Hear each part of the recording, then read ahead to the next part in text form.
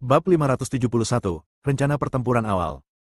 Di luar area Villa Harapan, 3.000 tentara bayaran bersenjata lengkap telah mengepung seluruh komunitas. Penjaga keamanan di pintu telah dikalahkan. Namun, 3 orang di ruang keamanan masih hidup.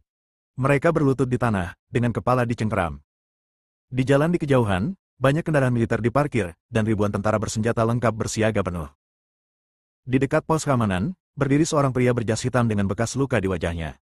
Di belakangnya ada puluhan orang membawa peluncur roket dan menunjuk kendaraan militer di depan. Julian datang. Segera, seorang tentara menyerahkan pelindung tubuh. Julian sedikit menyerah dan berjalan mendekat, tiba 20 meter dari Tetsuo. Berhenti. Tetsuo memegang trompet di tangannya dan berteriak dengan keras, "Julian, jika kamu maju 1 langkah lagi, saya akan memberi perintah untuk menembak." Julian berhenti. Beberapa prajurit yang memegang perisai datang dengan cepat dan berjongkok di tanah sambil mengangkat perisai mereka. Salah satu dari mereka memegang trompet dan menyerahkannya kepada Julian. Julian sedikit menyerah dan berkata, "Tidak perlu." Dia memandang Tetsuo di depannya, mengaktifkan energinya, dan berteriak keras, "Apa yang ingin kamu lakukan? Tahukah kamu di mana tempat ini? Ini Kyoto. Sekarang 3 jalur laut, darat, dan udara telah diblokir. Apakah kamu pikir kamu bisa melarikan diri?" Julian menggunakan energi aslinya dan mengeluarkan suara keras meskipun jaraknya lebih dari 20 meter, Tetsuo dapat mendengarnya. Terlebih lagi, gendang telinganya mati rasa karena syok, dan otaknya berdengung, yang membuatnya merasa sedikit tidak nyaman. Butuh beberapa detik baginya untuk bereaksi dan berteriak, "Saya berani datang, tapi saya tidak punya niat untuk kembali hidup-hidup. Segera bawakan saya Dani dan siapkan helikopter berbahan bakar penuh." "Oke, aku berjanji padamu."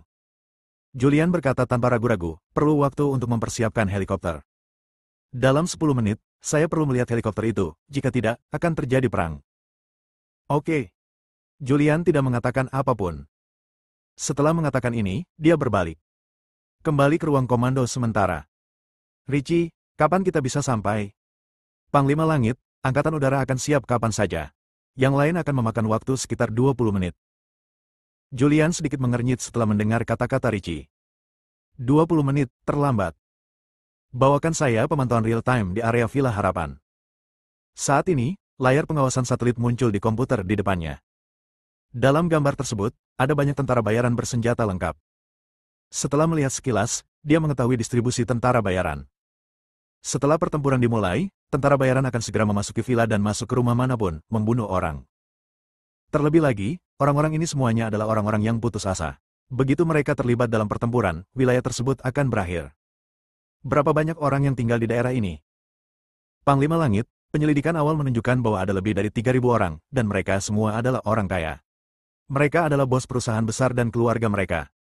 Mendengar ini, Julian mengerutkan kening.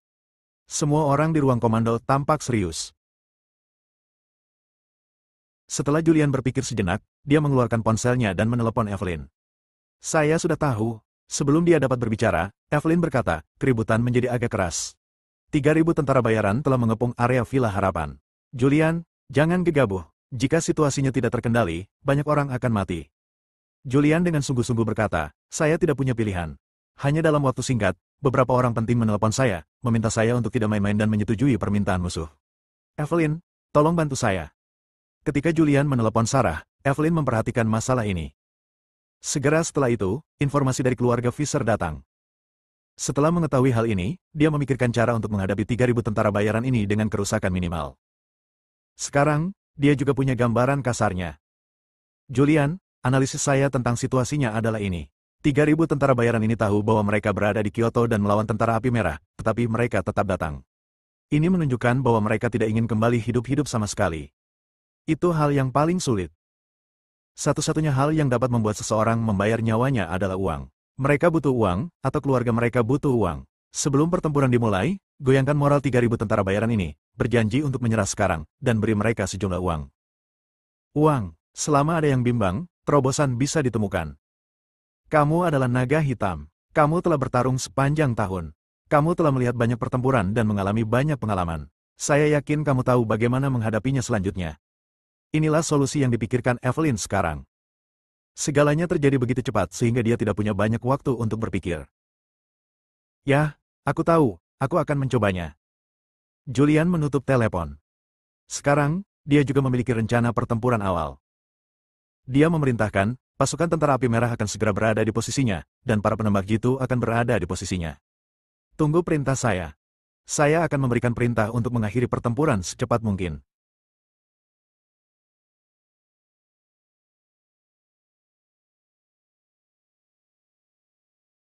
Jangan beri musuh kesempatan apapun untuk bernafas. Saya berharap para prajurit di area villa, cepat pergi ke tepi villa, menempati ketinggian komando, menunggu perintah saya, dan bekerja sama dengan orang-orang di luar. Setelah memberikan instruksi, Julian pergi ke mobil tempat Danny berada. Danny duduk di dalam mobil, tampak tenang sekarang. Melihat Julian mendekat, dia tersenyum tipis dan berkata, "Julian, kamu adalah orang yang cerdas. Saya yakin kamu akan membuat pilihan paling bijaksana yang salah." Julian meliriknya dan berkata dengan tenang, Danny, saya harus mengatakan bahwa Anda benar-benar berani.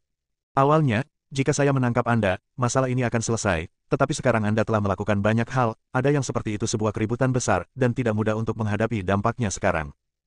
Aku hanya ingin hidup, kata Danny dingin. Bawa itu keluar.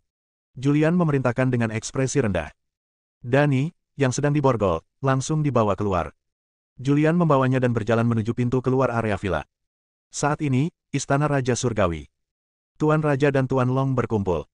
Saat ini, Raja tampak serius. Julian membuat terlalu banyak keributan, dan dia khawatir kehilangan kendali.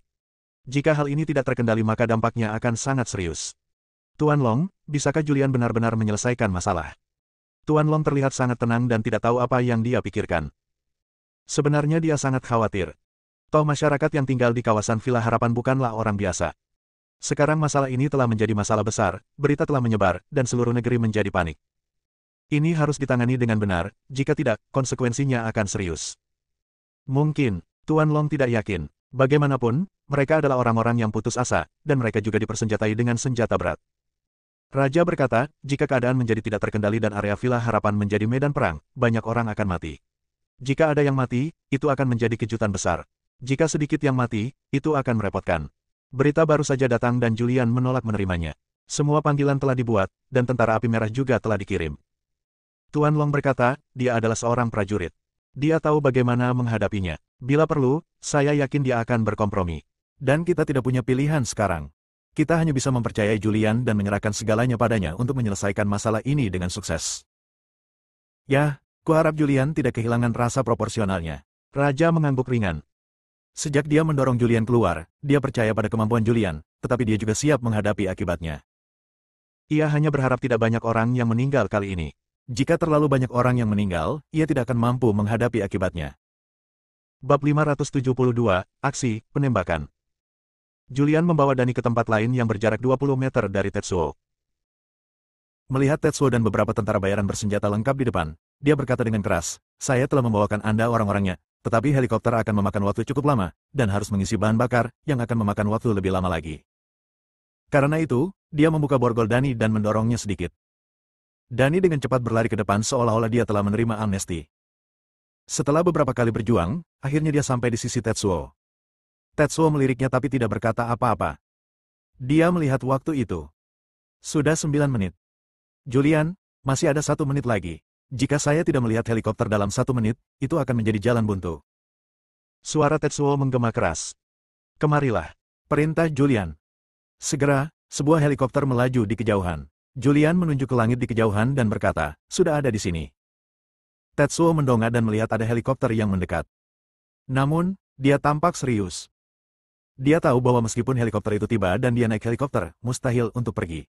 Sekarang dia membutuhkan sandera, dan dia juga membutuhkan sandera tingkat tinggi.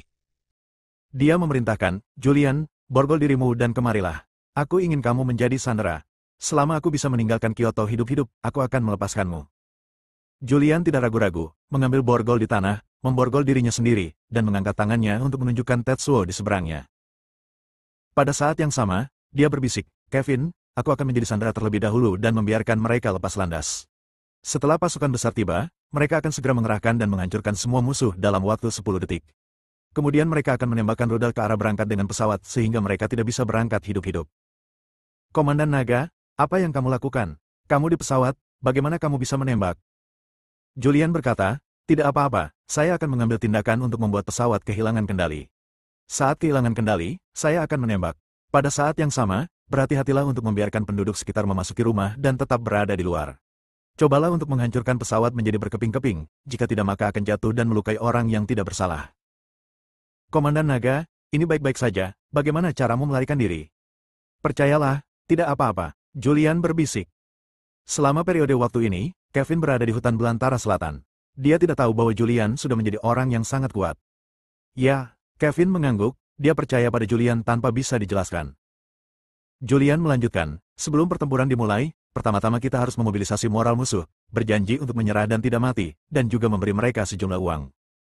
Kevin mengangguk dan berkata, saya tahu. Tetsuo di depan berteriak, Julian, apa yang kamu bicarakan? Cepat kemari. Ingat, kamu tidak boleh membawa senjata. Julian lalu berjalan ke depan. Begitu dia mendekat, beberapa senjata diarahkan ke arahnya. Tapi dia terlihat tenang. Helikopter itu datang lebih cepat. Dalam beberapa menit, dia muncul di udara di Villa Harapan dan mendarat di ruang terbuka di luar area villa. Berjalan. Tetsuo mendorong Julian ke arahnya. Julian berjalan menuju pesawat. Ketika Tetsuo mendatangi helikopter, anak buahnya mengarahkan senjatanya ke arah pilot dan berkata, turun. Pilot segera turun dari pesawat. Tetsuo memerintahkan, naik ke pesawat. Salah satu anak buahnya dengan cepat pergi ke kokpit. Dia menatap kepala Julian dan mengikutinya ke pesawat, diikuti oleh Dani dan beberapa orang dekatnya. Berjalan. Mengikuti perintah Tetsuo, pesawat pun lepas landas dengan cepat. Haha. Dani tertawa terbahak-bahak, Julian, saya baru saja mengatakan bahwa Anda akan berkompromi. Bagaimana? Saya benar, bukan? Julian meliriknya dan berkata dengan tenang, apakah menurutmu kamu benar-benar bisa melarikan diri? Dani tampak bangga dan berkata, apakah kamu tidak berangkat sekarang? Julian tidak berkata apa-apa. Tetsuo memasang ekspresi serius di wajahnya. Dia tidak meninggalkan area Daxia. Dia khawatir. Dia mengambil walkie-talkie dan memerintahkan, semua orang bersiaga. Selama tentara api merah berani bergerak, serang dengan cepat. Jika tentara api merah tidak bergerak, jangan khawatir. Setelah saya pergi hidup-hidup, bagian keluarga Anda tidak akan berkurang. Kuda besi selalu sangat dapat dipercaya. Julian sedang duduk di helikopter. Dia menghitung waktu dan melihat lingkungan sekitarnya. Sekitar 20 menit kemudian, helikopter telah terbang keluar kota dan muncul di pinggiran kota. Julian percaya bahwa tentara api merah telah dikerahkan dalam waktu ini. Dan dia juga tahu bahwa satelit terus memantau helikopter ini.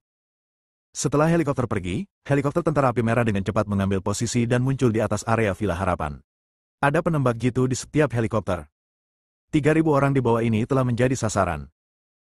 3.000 tentara bayaran di bawah telah melihat helikopter padat muncul di langit, tetapi mereka tidak tahu jika mereka berani datang, mereka siap mati. Mereka juga tidak bertindak gegabah. Selama Tetsuo pergi dengan selamat, keluarganya akan mendapatkan uangnya. Saat ini, klakson berbunyi di area villa. Orang-orang di luar, dengarkan, segera menyerah, hindari kematian, dan dapatkan sejumlah uang. Orang-orang di luar, dengarkan, segera menyerah, hindari kematian, dan dapatkan sejumlah uang. Suara itu terus berdering. Pada saat ini, Julian juga merasa waktunya hampir habis.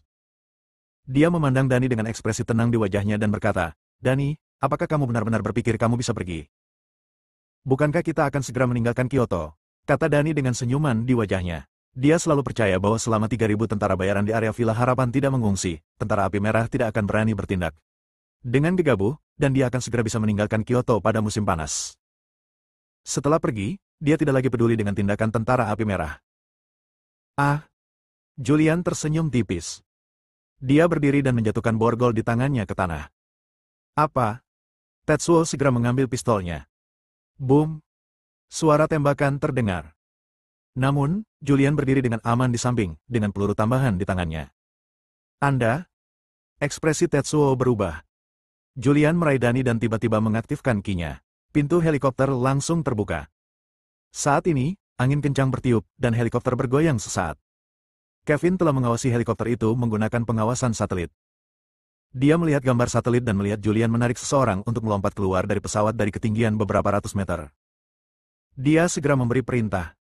Bergerak, tembak. Dengan perintah, penembak jitu di helikopter di area Villa Harapan segera diberangkatkan. Di bawah, 3.000 orang jatuh ke tanah dalam sekejap. Pada saat yang sama, rudal diluncurkan. Akurat mengenai helikopter Tetsuo. Boom! Helikopter itu langsung hancur berkeping-keping dan berserakan. Namun Tetsuo dan beberapa anak buahnya dibiarkan tanpa tulang belulang. Julian menarik Dani dan tubuhnya jatuh dari langit. Dia menggunakan energi aslinya untuk mengimbangi perlawanan dan berdiri dengan kokoh di tanah. Dia dengan santai melemparkan Dani ke tanah. Dani sudah lama ketakutan, anggota tubuhnya lemah, dan dia lumpuh di tanah. Saat ini, wajahnya pucat, mulutnya berbusa, dan tubuhnya gemetar. Berapa lama dia pernah melihat pemandangan seperti itu sebelumnya? Kamu. Dia memandang Julian seolah-olah dia sedang melihat setan, dan bahkan giginya gemetar. Julian tersenyum ringan dan berkata, sudah kubilang, kamu tidak bisa melarikan diri. Bab 573, akhirnya bertemu Tuan Long. Pemirsa, selamat datang di Berita Tengah Hari. Pada siang hari ini, Tentara Api Merah Kyoto melancarkan latihan tempur militer di Kyoto. Dalam latihan ini, 3.000 tentara api merah bersenjata lengkap bertindak sebagai penjahat dan mengepung area Villa Harapan di Kyoto. Ini adalah pertunjukan tembak-menembak. Selama pertunjukan, seluruh tentara api merah dikerahkan dan menyelesaikan misi penyelamatan dalam waktu yang sangat singkat.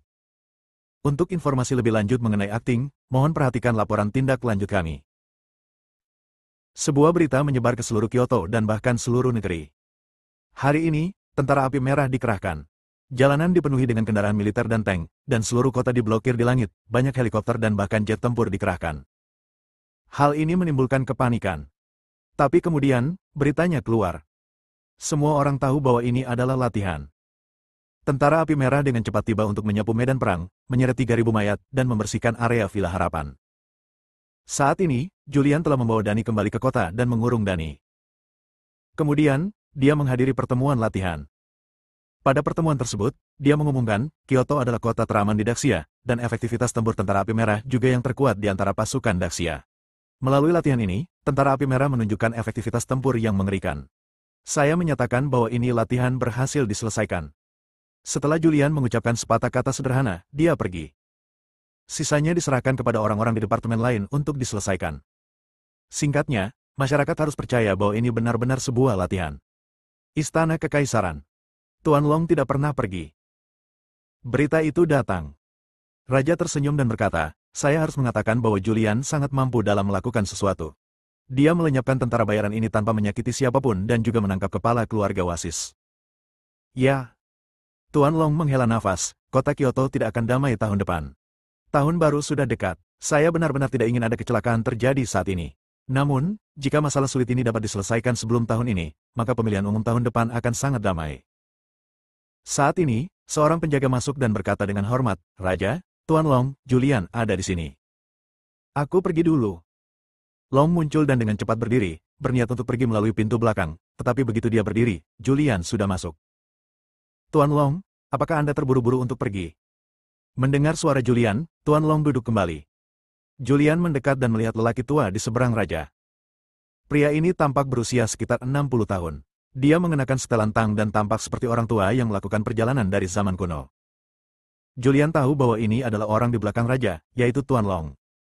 Ini dia, duduklah. Raja menunjuk ke sofa di sampingnya. Julian duduk. Matanya selalu tertuju pada Tuan Long. Raja memperkenalkan, ini Tuan Long. Julian tersenyum dan berkata, saya sudah lama mendengar nama Tuan Long, dan hari ini saya akhirnya bertemu dengannya. Raja tersenyum dan bertanya, ada apa dengan kunjungan ini? Julian berkata, ini bukan masalah besar. Hanya saja keluarga Wasis kali ini diganggu. Ini pasti akan melibatkan banyak orang. Ada juga tentara bayaran yang muncul di kota Kyoto, dan mereka menggunakan senjata militer. Ada banyak masalah di sini. Saya khawatir distrik militer akan terjadi guncangan besar, jadi saya di sini untuk menyapa. Raja mengangguk dan berkata, baiklah, saya sudah menduganya. Silakan saja. Tidak peduli siapa yang terlibat, itu sesuai aturan. Saatnya membersihkan. Saatnya mengganti darah. Sebenarnya, saya ingin mengambil tindakan. Untuk waktu yang lama, tapi saya tidak pernah memiliki kesempatan. Tidak ada jaminan bahwa setelah orang-orang ini dipindahkan, kota Kyoto tidak akan berada dalam kekacauan.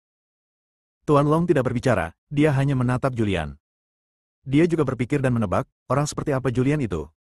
Apakah dia benar-benar pahlawan bagi negara dan rakyat, ataukah dia orang yang ambisius? Raja melanjutkan, lakukan saja apa yang ingin Anda lakukan. Saya akan mengurus sisanya. Saya akan segera menemukan kandidat yang cocok untuk mengisi lowongan di beberapa posisi dan memastikan tidak ada kekacauan. Dengan kata-kata raja, Julian merasa lega. Dia berdiri, menatap Tuan Long, dan berkata, Tuan Long, saya pergi dulu. Ya, Tuan Long mengangguk sedikit. Julian tidak tinggal lama dan segera pergi. Setelah dia pergi, Raja memandang Tuan Long dan bertanya, "Tuan Long, apa yang Anda pikirkan?"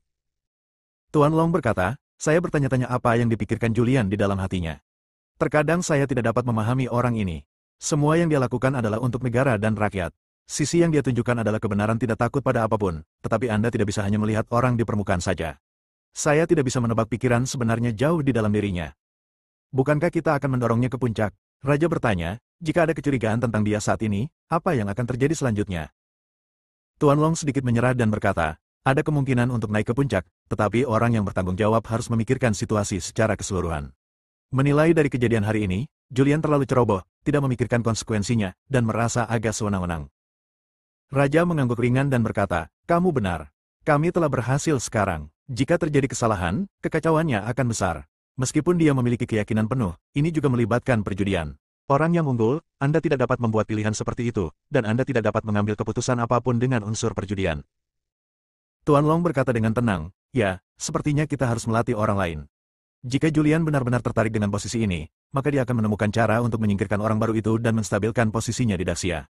Status, jika dia tidak tertarik, maka dia akan bergabung dengan orang baru dan mengetahui segalanya." Raja bertanya, "Julian memiliki kekuatan militer sekarang. Jika dia memiliki ide untuk naik tahta, itu tidak sulit. Tentara Naga Hitam bersatu dengan Tentara Api Merah dan mengepung Kyoto, dan dia bisa naik tahta." Tuan Long berkata, "Ini hanya ide yang buruk. Hanya saja dia ambisius dan akan melakukan hal seperti itu setelah dia dikalahkan dalam pemilu. Mari kita tunggu dan lihat. Kali ini Julian tidak mengambil tindakan terhadap Alan, tapi sekarang keluarga Wasis telah dirampok. Di antara orang-orang yang terlibat dengan keluarga Wasis, pasti ada seseorang dari Sekte Gu, itu tergantung pada tindakan Sekte Gu selanjutnya." Tuan Long berkata dan berdiri. "Aku kembali dulu." Raja bersandar di sofa dan berpikir. Mendorong Julian ke puncak adalah ide Tuan Long sejak awal, dan dia hanya ingin Julian melenyapkan para pembangkangnya. Setelah eliminasi, Julian tidak akan berguna. Tuan Long ingin membersihkan para prajurit kuno, tetapi Tuan Long sendiri adalah seorang prajurit kuno, dan ada juga sekelompok prajurit kuno di belakangnya. Dia melihat sosok Merlong yang pergi, alisnya perlahan menjadi serius. Adapun Julian, setelah meninggalkan istana kekaisaran, dia juga berpikir dan berpikir. Dia sedang memikirkan tentang identitas Tuan Long dan asal-usulnya. Namun, sekarang dia tidak tahu apa-apa tentang Tuan Long dan tidak bisa menebaknya saat ini. Dia menarik napas dalam-dalam dan tidak terlalu banyak berpikir. Dia mengeluarkan ponselnya dan menghubungi Sonia. Segera panggilan tersambung, dan suara Sonia terdengar, "Komandan Langit, saya juga telah memberitahu Anda apa yang terjadi hari ini. Saya harus mengatakan bahwa Anda sangat berani. Keluarga Wasis telah mengakar di Kyoto selama ratusan tahun, dan hubungan keluarga Wasis itu rumit, banyak keluarga di Kyoto, banyak orang akan terlibat. Saya tidak membutuhkan Anda untuk mengajari saya cara melakukan sesuatu. Saya hanya ingin daftar Sekte Gu." Julian hendak mengambil tindakan. Sebelum itu, dia perlu mengetahui berapa banyak orang yang terlibat dengan keluarga Wasis berasal dari Sekte Gu. "Daftarnya sudah disiapkan dan saya akan mengirimkannya kepada Anda. Mohon periksa dengan cermat. Selain itu, sebelum mengambil tindakan, Anda harus membunuh Tuan Gao terlebih dahulu. Jika tidak, jika Anda bertindak, Anda akan mempengaruhi kepentingan banyak orang. Tuan Gao tidak bisa tidak mengambil tindakan. Sekarang dia hanya ingin memalsukan kematiannya, bersembunyi, dan tidak peduli dengan hal-hal ini. Baiklah, saya akan membuat rencana detailnya secepat mungkin." Julian menutup telepon dan segera bergegas ke rumah Kaisar. Dia harus menemui Evelyn untuk mendiskusikan rencana Rinjin. Bab 574, sesuatu terjadi di sungai. Di luar gerbang rumah Kaisar, sebuah kendaraan militer datang. Julian keluar dari mobil. Para penjaga di pintu memberi hormat pada saat yang bersamaan. Julian sedikit menyerah pada mereka dan berjalan langsung menuju mansion. Evelyn dan Sarah sama-sama duduk di halaman. Dalam beberapa hari terakhir, hubungan keduanya tampak baik-baik saja. Mereka mengobrol satu sama lain dan tidak saling memandang dengan dingin. Mereka semua khawatir hari ini, khawatir keadaan Julian akan menjadi tidak terkendali, jadi tidak ada kecelakaan sama sekali. "Julian, suami." Julian datang dan mereka berdua berdiri pada saat bersamaan. Julian berjalan mendekat, duduk di kursi di pavilion, dan bertanya, "Sarah, apakah semuanya tertata dengan baik di sungai itu?" "Ya." Sarah mengangguk dan berkata, "Saya telah memerintahkan orang-orang kuat dari Istana Raja Surgawi untuk melindunginya secara diam-diam." "Itu bagus." Julian menghela nafas lega. Evelyn bertanya, "Apa yang akan kamu lakukan selanjutnya?" Julian berkata, "Mari kita bertindak dulu dengan Tuan Gao. Kita perlu membuat rencana yang komprehensif agar tidak ada seorang pun dari Sekte Gu yang curiga." Julian menyetujui Alan. Baginya, Tidak masalah apakah Alan mati atau tidak, yang penting dia ingin mengenal orang-orang di Sekte Gu karena dia ingin menggunakan kesempatan ini untuk menangkap mereka semua. Mereka bertiga berkumpul dan mulai mendiskusikan rencana detailnya. Pada saat yang sama, Lindsay, Kyoto, di kaki gunung. Ada villa mandiri di sini. Di halaman luar villa, seorang pria berusia 60-an sedang melakukan tai chi, gerakannya lambat dan cepat, dan momentumnya bergetar ketika dia mengangkat tangannya. Bos, sesuatu terjadi di Kyoto. Seorang pria berjalan dengan cepat. Usianya sekitar 40 tahun, mengenakan jas dan dasi. Orang tua yang melakukan tai chi berhenti. Dua gadis cantik di belakangnya langsung datang sambil membawa handuk. Orang tua itu mengambilnya, menyikat tangan dan keningnya, lalu memandang pria parubaya yang berdiri di depannya, dan bertanya dengan tenang, apa yang terjadi? Julian menggantikan kaisar dan mengambil tindakan terhadap keluarga Wasis hari ini. Seluruh tentara api merah dikerahkan dan menyebabkan banyak keributan. Sekarang semua keluarga Wasis telah ditangkap. Julian ini pasti terlalu berani. Keluarga Wasis ada di dalam Kyoto telah berakar selama ratusan tahun dan memiliki jaringan hubungan yang sangat rumit. Menyerang keluarga Wasis sekarang berarti menyerang banyak keluarga dan orang-orang penting di Kyoto. Mendengar ini, lelaki tua itu sedikit mengernyit dan bertanya, ada suara apa di Alan? Pria parubaya itu berkata, belum ada gerakan apapun. Saya pikir Raja mendorong Julian ke posisi itu karena dia ingin memindahkan Alan, tetapi sekarang Julian tidak mengambil tindakan terhadap Alan, tetapi langsung menyerang keluarga Wasis. Bos, sekarang Julian langsung melompati Alan. Jika Julian mengambil tindakan terhadap keluarga Wasis, dia pasti akan mengambil tindakan terhadap mereka yang terlibat dengan keluarga Wasis, dan kekuatan yang telah kita kembangkan selama bertahun-tahun pasti akan dicopot oleh Julian. Orang tua itu bertanya dengan tenang, bagaimana situasi pemimpin besar di sana? Pria itu berkata, pemimpin besar sedang mengasingkan diri. Alan pergi mencarinya sebelumnya, tetapi dia tidak melihatnya. Sekarang Dimitri yang bertanggung jawab. Dimitri? Barry tidak mempercayai Dimitri, tetapi tidak ada yang bisa dia lakukan jika pemimpin besar itu ingin bekerja sama dengan Dimitri. Bos, kami tidak bisa mempercayai Dimitri. Dimitri adalah kakek Julian. Dia pasti membantu Julian membuka jalan. Ketika Julian berhasil, Dimitri pasti akan berselisih. Dia hanya ingin memperparah konflik internal kita. Barry mengangguk ringan dan berkata, ya, saya tidak pernah percaya pada Dimitri, tetapi pemimpin besar tampaknya tidak lagi tertarik dengan semua ini. Dia hanya ingin mencapai level tertinggi sekarang, dan kita tidak bisa duduk diam-diam dan menunggu kematian. Dia berpikir sejenak dan memerintahkan, cepat pergi ke sungai dan tangkap Taraf, Melanie, dan keluarga Hansel agar Julian tidak bisa mengalihkan perhatiannya untuk menyerang Kyoto. Kita tidak bisa membiarkan anak ini menangkap kita. Semua hubungan yang dibangun selama bertahun-tahun hancur. Barry, anggota keluarga Olsen dari 3 klan Gu. Sekarang dia adalah pemimpin kedua dari Sekte Gu. Meskipun dia tidak tinggal di Kyoto selama beberapa tahun ini, dia tahu segalanya tentang Kyoto. Sekarang pemimpin besar sedang mengasingkan diri, sesuatu akan terjadi di Kyoto, dan dia tidak bisa lagi duduk diam dan menunggu kematian. Iya bos, saya bisa membawanya kemana? Barry berpikir sejenak dan berkata, konferensi Tianshan akan segera hadir. Mari kita bawa dia ke Tianshan. Selama konferensi Tianshan selesai dan situasinya stabil, semuanya akan baik-baik saja. Ya. Pria itu mengangguk dan pergi dengan cepat. Barry tidak tinggal lama, berbalik dan memasuki villa di belakangnya. Julian berani mendiskusikan rencana tersebut dengan Evelyn dan Sarah di rumah kaisar. Setelah beberapa diskusi yang cermat, dia akhirnya membuat rencana yang detail. Bunuh Alan besok malam. Saat itu, dia mengambil pedang hukuman dan tentara api merah dan langsung pergi ke tempat tinggal Alan. Alan juga akan menyiapkan pemain pengganti terlebih dahulu. Setelah Julian membahas rencana tersebut, dia memberitahu Sonia rencana tindakannya. Dan Sonia juga mengirimkan semua informasi tentang Sekte Gu kepada Julian. Materi ini adalah informasi Sekte Gu yang dimiliki Alan. Julian membuka informasi itu dan membacanya dengan cermat. Pemimpin Sekte Gu, yang identitasnya tidak diketahui. Sekte Gu juga memiliki pemimpin kedua bernama Barry. Kekuatannya tidak diketahui, tapi dia setidaknya berada di alam ketujuh. Ada juga Iblis Gu, Master Alan, yang merupakan orang yang dekat dengan pemimpin besar dan tidak diketahui identitasnya. Julian memperhatikan dengan cermat.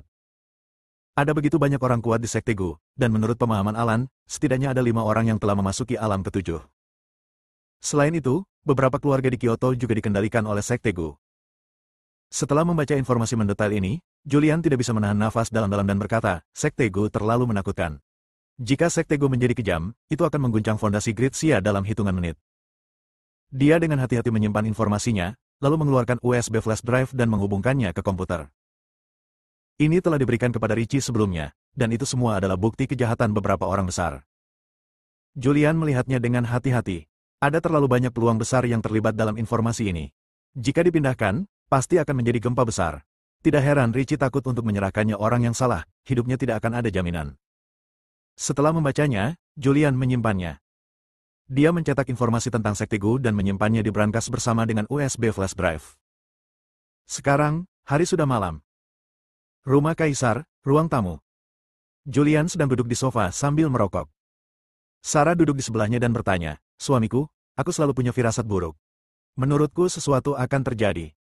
Sejak sore ini, kelopak mata Sarah bergerak-gerak. Julian memegang tangannya dan berkata, "Tidak apa-apa.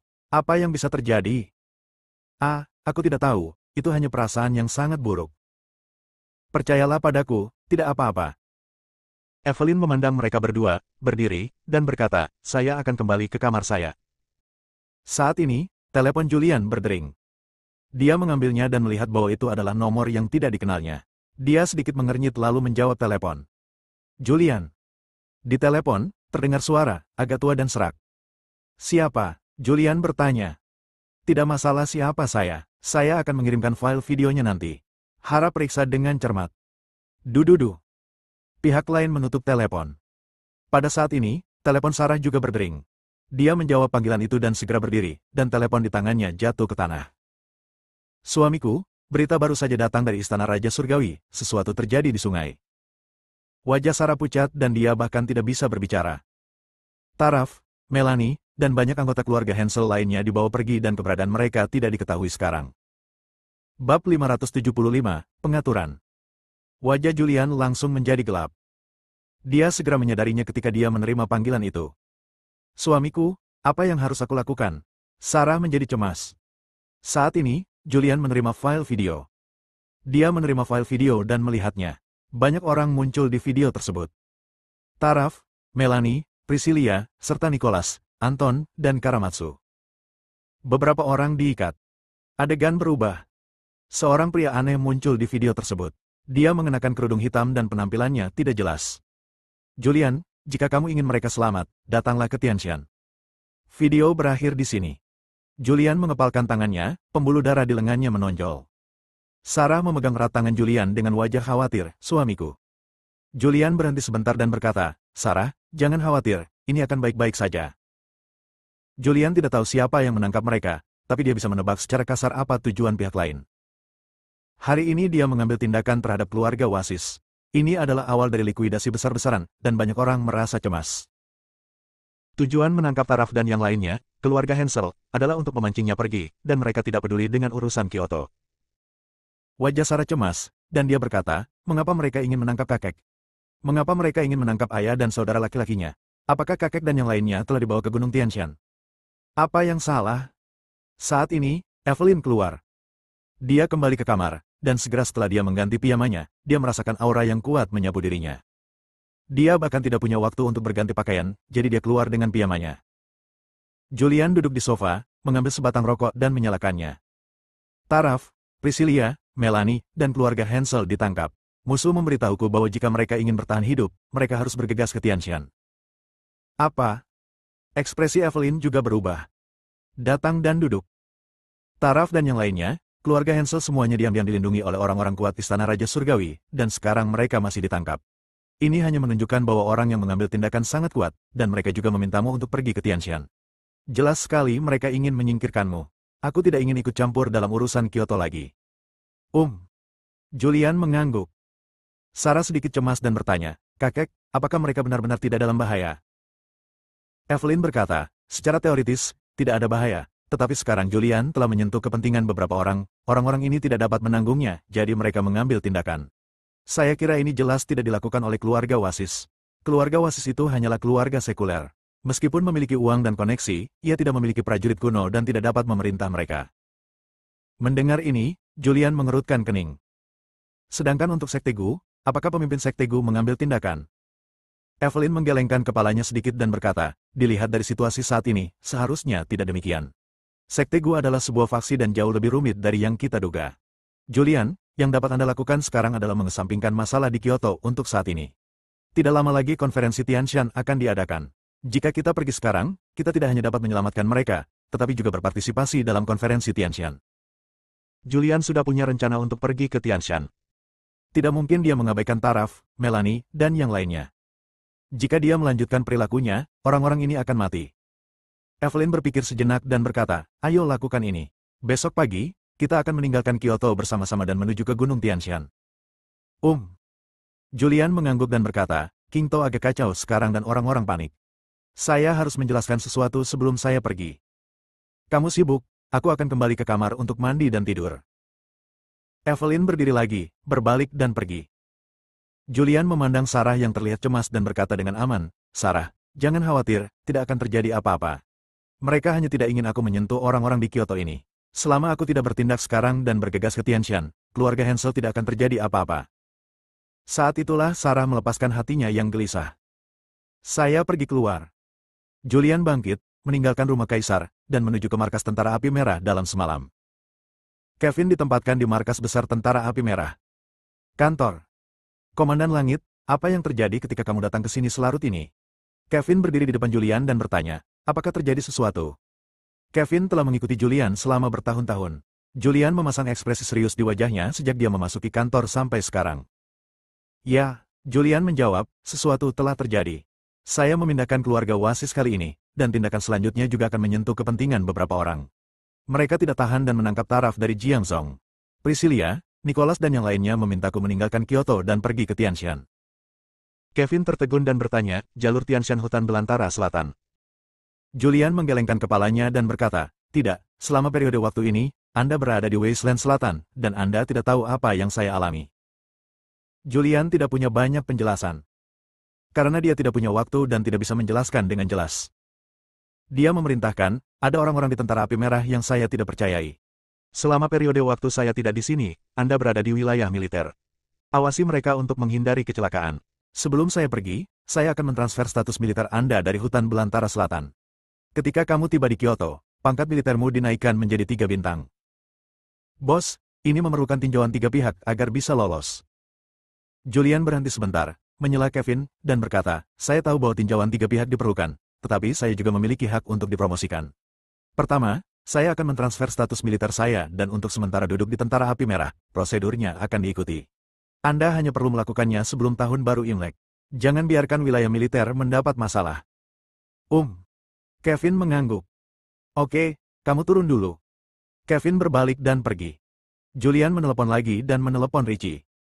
Segera Richie muncul di kantor. Komandan Langit.